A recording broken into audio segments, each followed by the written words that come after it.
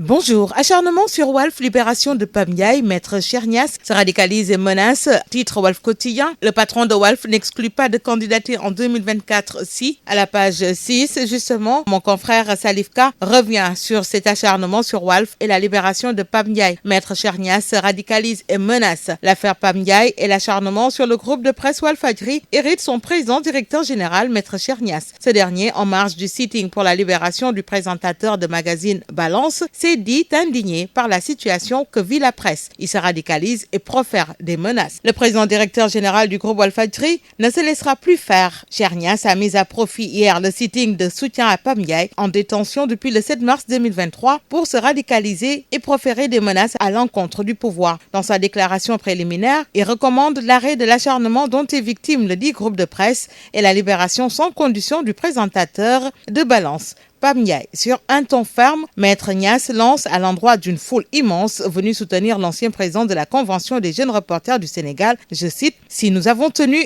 à vous parler aujourd'hui, c'est justement pour dénoncer des états de fait répétitifs dont la finalité n'est autre que l'embastillement de la presse de façon générale. Même si notre organe est particulièrement ciblé, il n'en demeure pas moins vrai qu'aucun d'entre nous ne sera épargné par cette déferlante d'injustice. » Fin de citation. La manifestation de ce dimanche, estime-t-il, est symbolique pour 3 raisons. Elle constitue, fait savoir le PDG de Walf, une lutte contre l'injustice qui s'abat sans cesse sur le groupe Walf et le bâillonnement de plus en plus manifeste de la presse, ce 4e pouvoir aujourd'hui délesté de toute son essence. Maître Chernias de poursuivre, et si ces persécutions qui s'abattent sur Walf ne s'arrêtent pas, il descendra sur le terrain politique. Cela envisage-t-il pour mettre un terme à la violation de la liberté d'expression, et que si jamais ce sitting du 19 mars 2023 n'a pas pour effet la libération immédiate de Pape Ndiaye et l'arrêt de tout acharnement envers Walf, menace Maître Niasse, il déposera sa candidature en 2024. Autre information dans Walf Quotidien, il s'agit cette fois-ci de cette vague d'arrestations. Cheikh Oumar Diagne, placé en garde à vue,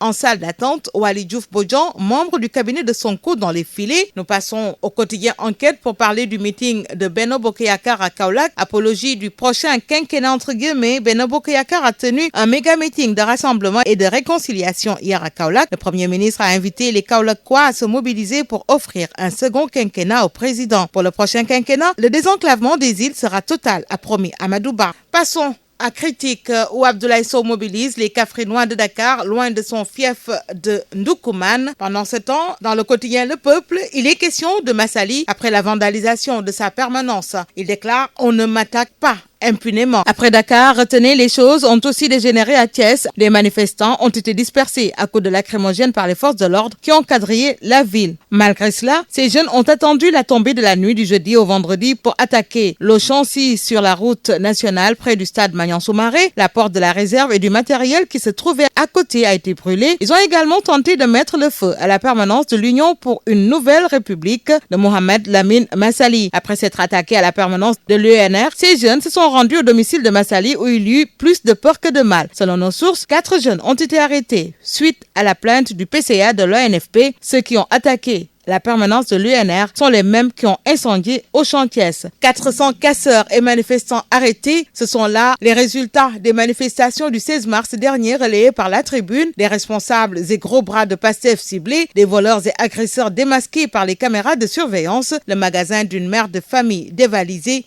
à Pikine. Les assaillants surarmés, incendie et saccage du siège de l'APR des Parcelles Assainies. Source A donne l'information. Un responsable APR des Parcelles Assainies, témoin des faits, note « Ils ont fait 4 attaques en tout. C'est lors du 4e assaut qui sont revenus avec des pistolets et des machettes. » Autre information à la une de Source A, il s'agit de cet entretien avec Nafissatou Diallo, députée et porte-parole du PDS, folle de rage contre Macky Sall, Amadou Ba, Aminata Touré, l'opposition radicale, la presse, le Sénégal. Et je cite, « Il est hors de question pour nous que quelqu'un, allusion faite à Mimi Touré, qui a été le numéro 2 du régime de Macky Sall pendant 10 ans, revienne se ranger dans l'opposition et que nous la blanchissions. Je ne vois pas pourquoi l'opposition va vite en besogne si elle est en train d'adopter les mêmes méthodes que Macky Sall. Autant la laisser ici. c'est inutile de se battre. Passons à Yor-Yor. Face aux persécutions du régime, ses proches brillent par leur inertie. Ousmane Sonko, seul contre tous, notre mes confrères. Tandis que dans 24 heures, il est question de la COSYDEP qui livre sa recette dans ce contexte de tension sécuritaire et politique.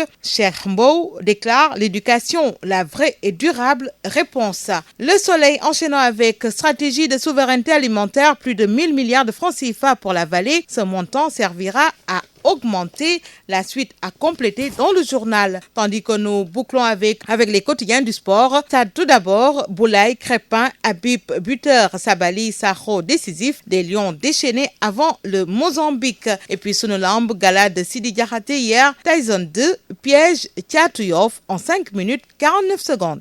Bonne lecture à tous.